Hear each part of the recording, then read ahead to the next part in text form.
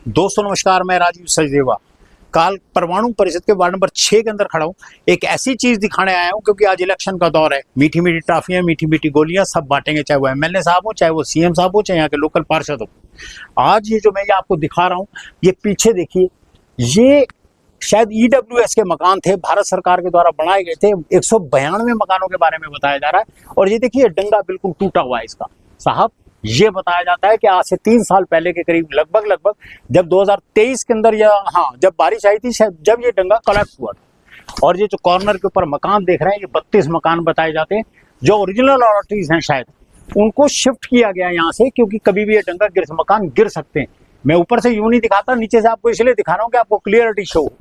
एक चीज और बताई गई मेरे को कि जिस दिन ये डंगा गिरा था उसके बाद तुरंत कुछ दिन के अंदर अंदर एमएलए साहब आए थे, विनोद सुल्तानपुरी जी।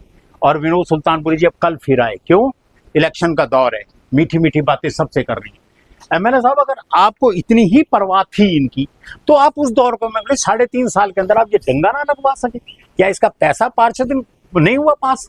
यहाँ पर जो ठाकुर दास जी यहाँ के एमसी बताए गए, बात हुई उनसे, तो उनसे ये पूछा मैंने कि साहब इसके लिए आपने क्या किया? तो उन्होंने बोला जी मैंने फंड मंजूर करवाया था इसका 2 करोड़ रुपए के कुछ। लेकिन अब एमएलए साहब क्या वो फंड नहीं ला सके? वो एमसी का काम नहीं होता वहां से फंड लेके आना, ये शायद आपके क्राइटेरिया में आता होगा। आप 2 करोड़ रुपए का या 2.25 करोड़ का जो भी फंड बढ़ता था, इसको लेके आते और इस डंगे को लगवाते। लोगों की जिंदगियों से खेलते हैं आप।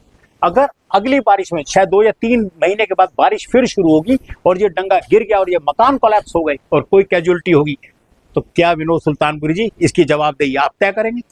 मेरे को तो ये लगता है कि ये बात आपके ऊपर आनी चाहिए, क्योंकि आपने किया क्या सरकार से अंदर बैठे हुए। क्योंकि आप ये नहीं कह सकते कि सरकार आपकी नहीं है, सरकार भी आपकी है और आप ये नहीं करा सके। और अगर विपक्ष में होंगे तो आप क्या कराएंगे? मुझे समझ नहीं आती। पुनः निवेदन करता हूं मैं, एमएलए साहब इस ओर ध्यान दें।